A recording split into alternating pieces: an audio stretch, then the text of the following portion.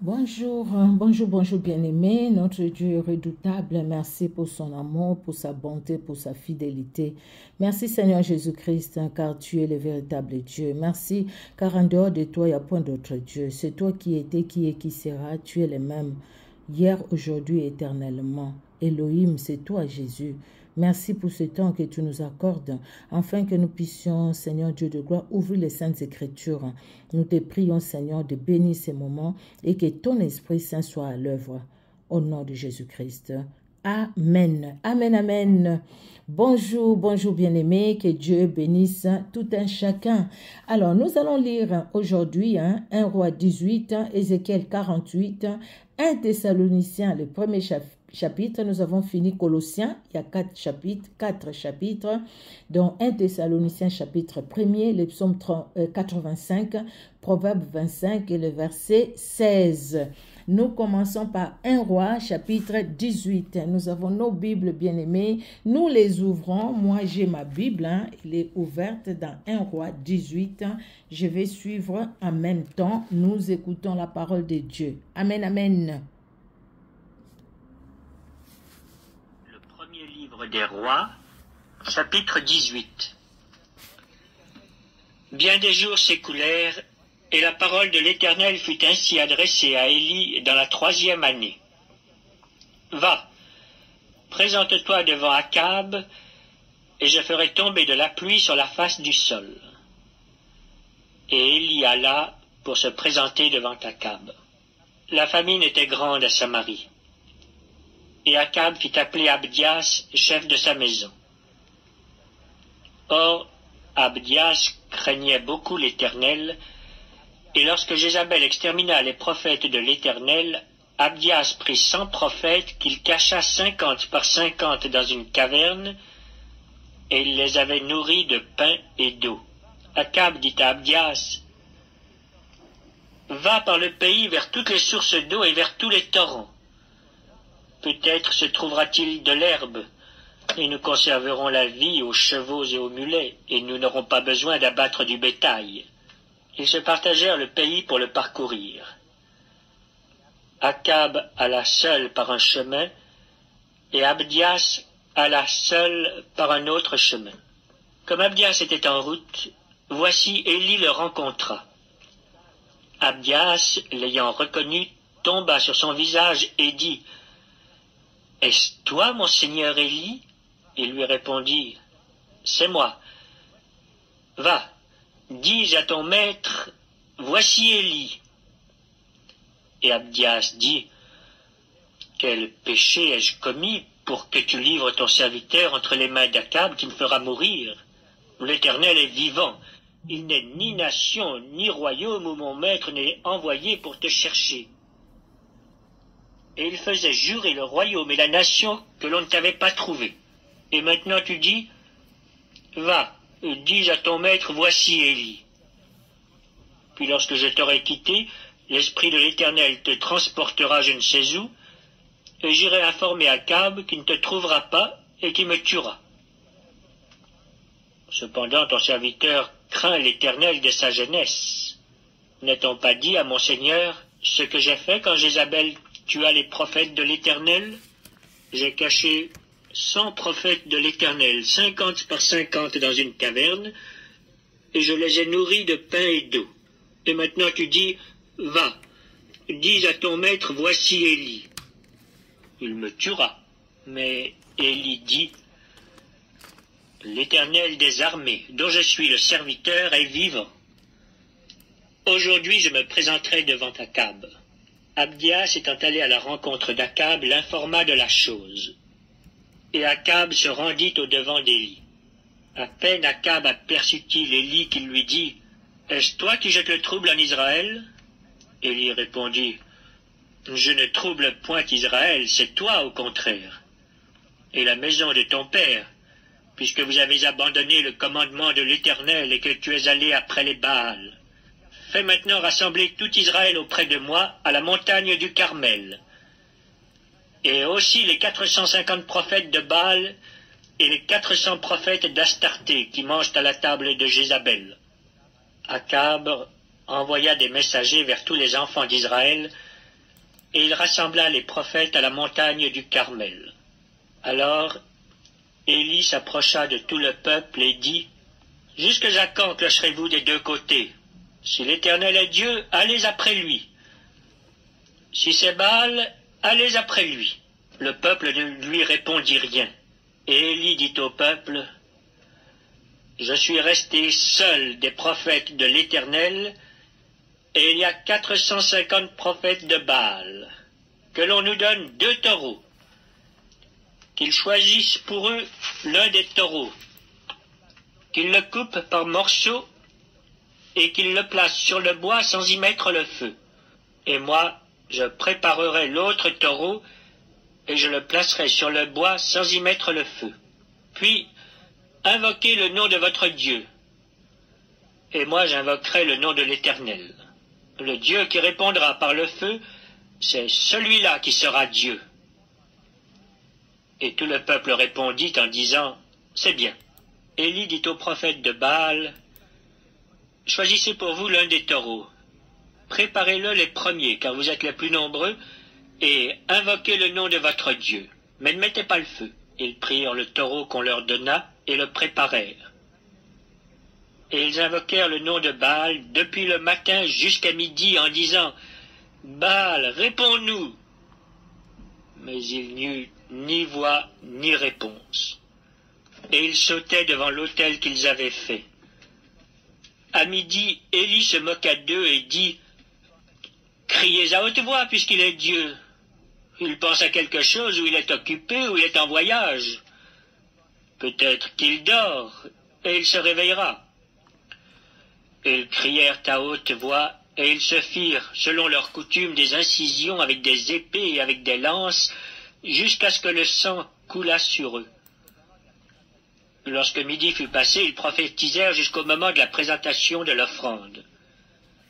Mais il n'y eut ni voix, ni réponse, ni signe d'attention.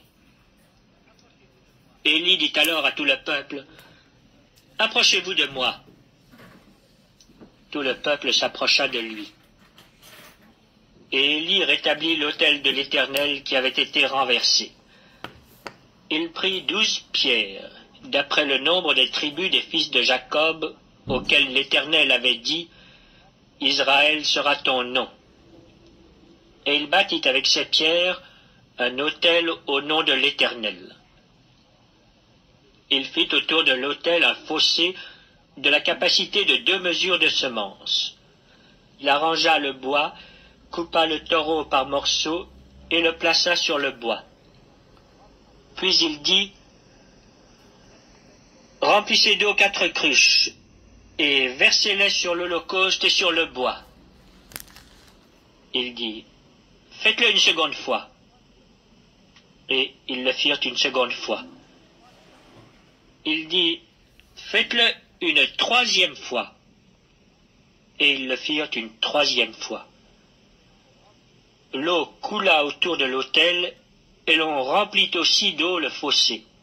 Au moment de la présentation de l'offrande, Élie le prophète s'avança et dit, « Éternel, Dieu d'Abraham, d'Isaac et d'Israël, que l'on sache aujourd'hui que tu es Dieu en Israël, que je suis ton serviteur et que j'ai fait toutes ces choses par ta parole. Réponds-moi, Éternel, réponds-moi, afin que ce peuple reconnaisse que c'est toi, Éternel, qui es Dieu, et que c'est toi qui ramènes leur cœur. » Et le feu de l'Éternel tomba, et il consuma l'holocauste, le bois, les pierres et la terre, et il absorba l'eau qui était dans le fossé. Quand tout le peuple vit cela, ils tombèrent sur leur visage et dirent, « C'est l'Éternel qui est Dieu, c'est l'Éternel qui est Dieu. » « Saisissez les prophètes de Baal, leur dit Élie, qu'aucun d'eux n'échappe. » Et ils les saisirent. Élie les fit descendre au torrent de Kison, où il les égorgea. Et Élie dit à Akab, « Monte, mange et bois, car il se fait un bruit qui annonce la pluie. » Akab monta pour manger et pour boire. Mais Élie monta au sommet du Carmel, et, se penchant contre terre, il mit son visage entre ses genoux et dit à son serviteur, « Monte, regarde du côté de la mer. » Le serviteur monta, il regarda et dit, « Il n'y a rien. » Élie dit 7 fois, « Retourne. » À la 7e fois, il dit, « Voici un petit nuage qui s'élève de la mer et qui est comme la paume de la main d'un homme. » Élie dit, « Monte, et dis à Akab, « Attelle et descends afin que la pluie ne t'arrête pas. » En peu d'instants, le ciel s'obscurcit par les nuages, le vent s'établit, et il y eut une forte pluie. Akab monta sur son char et partit pour Jizréel. Et la main de l'Éternel fut sur Élie, qui se ceignit les reins et courut devant Akab jusqu'à l'entrée de Jizréel. Amen, amen. Nous allons aller dans le livre d'Ézéchiel ou Ézéchiel, chapitre 48. Alors, Ézéchiel 48, c'est le dernier chapitre d'Ézéchiel. Ézéchiel 48. Voici les noms des tribus. Depuis l'extrémité septentrionale, le long du chemin de Hétlon à Hamath, Hatsarinon, la frontière de Damas au nord vers Hamath, de l'Orient à l'Occident, Dan, une tribu, sur la limite de Dan, de l'Orient à l'Occident, Azé, une tribu, sur la limite d'Azé, de l'Orient à l'Occident, Nephtali, une tribu, sur la limite de Nephtali, de l'Orient à l'Occident, Manassé, une tribu, sur la limite de Manassé, de l'Orient à l'Occident, Éphraïm, une tribu, sur la limite d'Éphraïm, de l'Orient à l'Occident, Ruben, une tribu, sur la limite de Ruben, de l'Orient à l'Occident, Juda, une tribu, sur la frontière de Juda, de l'Orient à l'Occident, sera la portion que vous prélèverez, large de 25 000 cannes et longue comme l'une des parts de l'Orient à l'Occident,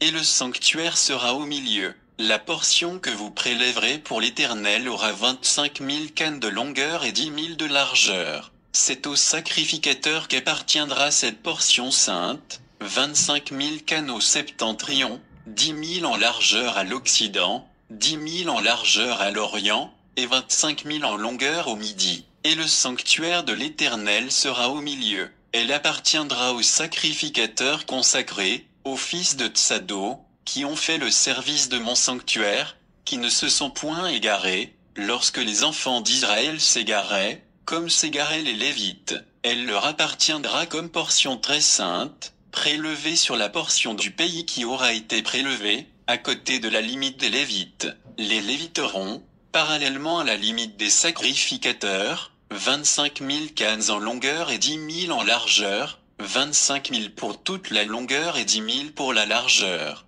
Ils n'en pourront rien vendre ni échanger, et les prémices du pays ne seront point aliénées, car elles sont consacrées à l'Éternel. Les 5 000 cannes qui resteront en largeur sur les 25 000 seront destinées à la ville, pour les habitations et la banlieue, et la ville sera au milieu. En voici les mesures, du côté septentrional 4 500, du côté méridional 4 500, du côté oriental 4 500, et du côté occidental 4 500. La ville aura une banlieue de 250 au nord, de 250 au midi, de 250 à l'orient, et de 200. Le reste sur la longueur, parallèlement à la portion sainte, 10 000 à l'orient et 10 000 à l'occident, parallèlement à la portion sainte, formera les revenus destinés à l'entretien de ceux qui travailleront pour la ville. Le sol en sera cultivé par ceux de toutes les tribus d'Israël qui travailleront pour la ville. Toute la portion prélevée sera de 25 000 cannes en longueur sur 25 000 en largeur. Vous en séparerez un carré pour la propriété de la ville. Ce qui restera sera pour le prince, aux deux côtés de la portion sainte et de la propriété de la ville, le long des 25 000 cannes de la portion sainte jusqu'à la limite de l'Orient, et à l'Occident le long des 25 000 cannes vers la limite de l'Occident, parallèlement aux parts. C'est là ce qui appartiendra au prince, et la portion sainte et le sanctuaire de la maison seront au milieu. Ainsi ce qui appartiendra au prince sera l'espace compris depuis la propriété des Lévites et depuis la propriété de la ville. Ce qui sera entre la limite de Juda et la limite de Benjamin appartiendra au prince. Voici les autres tribus. De l'Orient à l'Occident, Benjamin, une tribu. Sur la limite de Benjamin, de l'Orient à l'Occident, Siméon, une tribu. Sur la limite de Siméon, de l'Orient à l'Occident, Issachar, une tribu. Sur la limite d'Issachar, de l'Orient à l'Occident, Zabulon, une tribu. Sur la limite de Zabulon, de l'Orient à l'Occident, Gad, une tribu. Sur la limite de Gad, du côté méridional, au midi, la frontière ira depuis Tamar, jusqu'aux eaux de Meriba à Cadet, jusqu'au torrent vers la Grande Mer. Tel est le pays que vous diviserez en héritage par le sort pour les tribus d'Israël et telles sont leurs parts, dit le Seigneur, l'Éternel. Voici les issues de la ville. Du côté septentrional 4500 cannes, et les portes de la ville d'après les noms des tribus d'Israël, 3 portes au nord, la porte de Ruben, une, la porte de Juda, une, la porte de Lévi, une, du côté oriental 4500 cannes, et 3 portes, la porte de Joseph, une, la porte de Benjamin, une, la porte de Dan, une, du côté méridional 4500 cannes, et 3 portes, la porte de Siméon, une, la porte d'Issachar, une, la porte de Zabulon, une, du côté occidental 4500 cannes, et 3 portes, la porte de Gad, une, la porte d'Azé, une, la porte de Nephtali, une, circuit, 18 000 cannes, et, dès ce jour, le nom de la ville sera « L'Éternel est ici ». Amen, amen. Le nom de la ville sera « L'Éternel est ici ». Nous allons dans les livres de 1 Thessaloniciens, et le premier chapitre. Nous sommes dans le Nouveau Testament. 1 Thessaloniciens, premier chapitre. Il n'y a que 10 petits versets. 1 Thessaloniciens 1. Première épître de Paul aux Thessaloniciens, chapitre 1er. Paul et Sylvain et Timothée, à l'église des Thessaloniciens, qui est en Dieu le Père et en Jésus-Christ le Seigneur. Que la grâce et la paix vous soient données. Nous rendons continuellement grâce à Dieu pour vous tous, faisant mention de vous dans nos prières, nous rappelant sans cesse l'œuvre de votre foi, le travail de votre charité et la fermeté de votre espérance en notre Seigneur Jésus-Christ devant Dieu notre Père. Nous savons, frères bien-aimés de Dieu, que vous avez été élus. Notre évangile ne vous ayant pas été prêché en parole seulement, mais avec puissance, avec l'Esprit Saint et avec une pleine persuasion, car vous n'ignorez pas que nous nous sommes montrés ainsi parmi vous à cause de vous. Et vous-même, vous avez été mes imitateurs et ceux du Seigneur, en recevant la parole au milieu de beaucoup de tribulations avec la joie du Saint-Esprit, en sorte que vous êtes devenus un modèle pour tous les croyants de la Macédoine et de l'Achaïe. Non seulement, en effet, la parole du Seigneur a retenti chez vous dans la Macédoine et dans l'Achaïe, mais votre foi en Dieu s'est fait connaître en tout lieu, de telle manière que nous n'avons pas besoin d'en parler. Car on raconte, à notre sujet, quel accès nous avons eu auprès de vous et comment vous vous êtes convertis à Dieu, en abandonnant les idoles pour servir le Dieu vivant et vrai, et pour attendre des cieux son Fils, qu'il a ressuscité des morts. Jésus, qui nous délivre de la colère à venir. Amen, amen. Jésus-Christ nous délivre de la colère à venir. Nous allons dans le psaume 85. Alors, le psaume 85, nous lisons au nom puissant de Jésus-Christ de Nazareth. Au chef des chantres, des fils de Corée, psaume. Tu as été favorable à ton pays, ô Éternel. Tu as ramené les captifs de Jacob. Tu as pardonné l'iniquité de ton peuple. Tu as couvert tous ses péchés. Tu as retiré toute ta fureur. Tu es revenu de l'ardeur de ta colère. Rétablis-nous, Dieu de notre salut. Cesse ton indignation contre nous. T'irriteras-tu contre nous à jamais? Prolongeras-tu ta colère éternellement? Ne nous rendras-tu pas à la vie afin que ton peuple se réjouisse en toi? Éternel, fais-nous voir ta bonté et accorde-nous ton salut. J'écouterai ce que dit Dieu, l'Éternel, car il parle de paix à son peuple et à son fidèle, pourvu qu'il ne retombe pas dans la folie. Oui, mon salut est près de ceux qui le craignent, afin que la gloire habite dans notre pays. La bonté et la fidélité se rencontrent, la justice et la paix s'embrassent. La fidélité germe de la terre et la justice regarde du haut des cieux.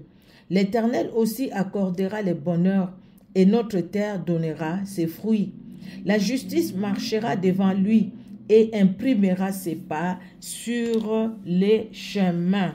Nous allons finir par le livre des Proverbes 25 et le verset 16.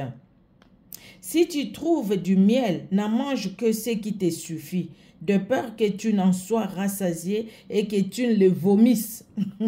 Si tu trouves du miel, n'en mange que ce qui te suffit, mange que ce qui te suffit, de peur que tu n'en sois rassasié et que tu ne le vomisses. Au final, ça ne te servira à rien si tu le vomis.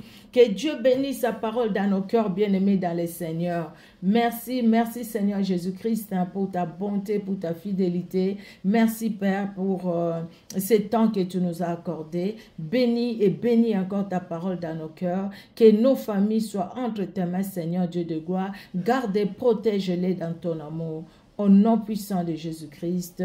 Amen. Amen, amen. Que Dieu dans son amour vous bénisse, bien-aimés dans le Seigneur. On se donne rendez-vous pour la prochaine lecture biblique. Soyez bénis. Au revoir.